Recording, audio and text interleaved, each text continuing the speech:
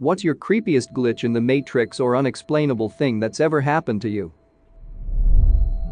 My wife and I were headed home one sunny Saturday afternoon, southbound on the elevated western stretch of Interstate 215 near Salt Lake City International Airport.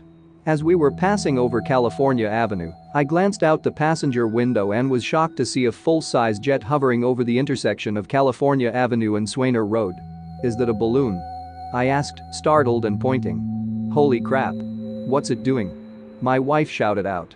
It didn't really look like a balloon, it looked like a proper military jet, gray with no noticeable markings, just sitting perfectly still at the height of the treetops and power lines, while traffic below continued on in a seemingly normal pattern. Unable to stop and pull over immediately due to traffic, we took the next exit and circled back around to see what it was. Arriving at the same intersection only a minute or so later, it was gone, with no noticeable evidence of it having ever been there. Most people we have told about this treat us like we're crazy, which is why I was glad my wife at least was there to see it too. And it did seem like a temporary failure of some cloaking device, although we didn't see it appear or disappear, just happened upon it, and then it was gone when we came back, or a glitch in the Matrix. But also consider, we were only 2 miles from the Ronald R. Wright Air Force Base and 60 miles from the highly secretive Dugway Proving Grounds, the biggest Air Force facility in the US at nearly 1 million acres. It doesn't seem that incredulous to think that a test run of some new technology could happen right then and there. We'll probably never know. One of the strangest experiences in my life was one day when I was talking to my mom. My mom and dad have been separated since I was really young, so the little I knew about my moment was from phone calls every few months. Anyway, my mom and I were talking about fond memories that we had had with family, and I mentioned remembering my grandpa, my mom's dad, driving me around in an older tan Cadillac one day and putting his police light on the roof and switching it on. I always loved that memory. Anyway, my mom said, "No, that was me. Grandpa got rid of that car years before you were born." My mom explained further that my grandpa would do that for her when she was growing up and when he was a police officer in the 60s to 70s. I was born in the 90s. So, needless to say, we were both a little freaked out. But I promise I still remember that time vividly. When we were about 16 to 17, my friend and I would regularly meet up and walk around the small village we lived in, not much else to do but walk and talk. One day, we saw an older man we knew. His name was Kevin. He was very distinctive.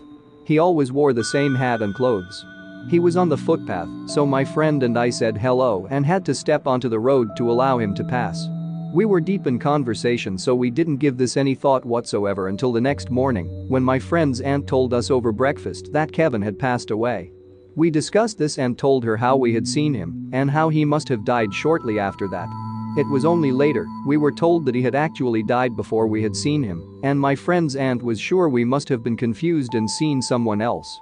My friend and I still to this day are 100% sure of who we saw. Kevin, walking home, one last time. About 10 years ago when I was in 6th grade, my mom was coming from out of town to pick me up from a friend's house. On the drive over, there was a really bad car wreck in front of her. She ended up helping the kids out of the car, giving them her jacket, and just comforting them until medics and police arrived. She later found out one of the parents didn't survive. She didn't tell me this when she picked me up. I'm assuming she didn't want to scare me. We lived about 20 minutes away from my friend's house, and the whole time, I had felt someone was in the car with us. About 15 minutes in, the feeling was so unbearable I looked at my mom and said, "I'm sorry, but someone is in the car with us."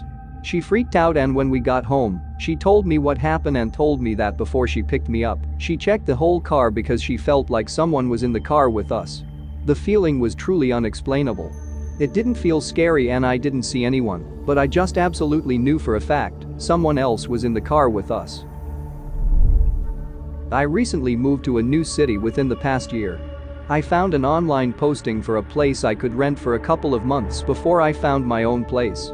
It was a 2-story house with a guy and his dog.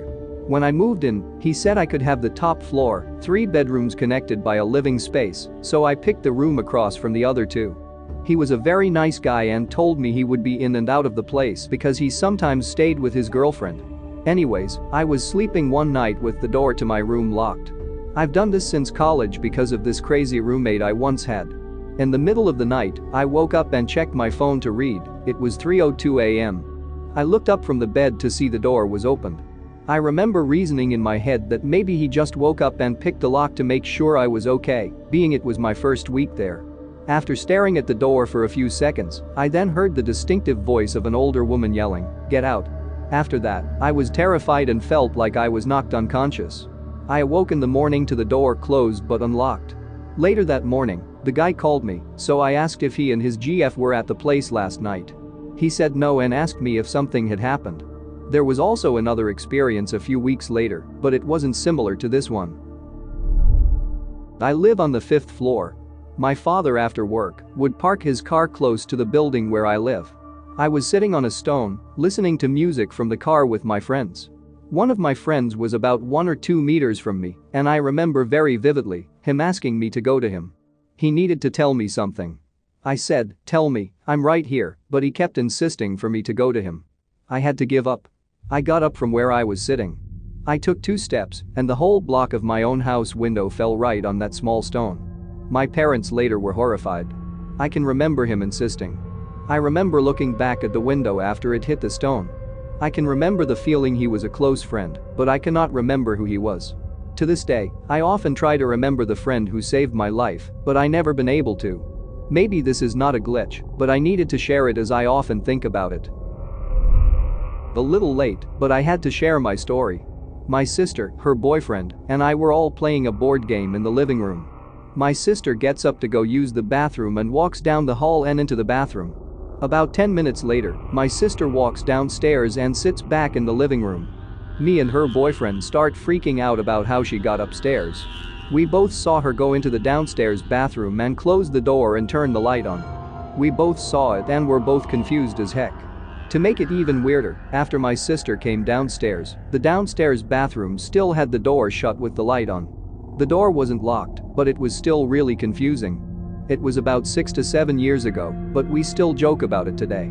My sister thinks we are both nuts, but we both know what we saw. Not one of us, both of us seen the exact same thing. My sister jokes with us and says she's the parallel dimension sister. I'm pretty sure this class was the only one I actively enjoyed in middle school.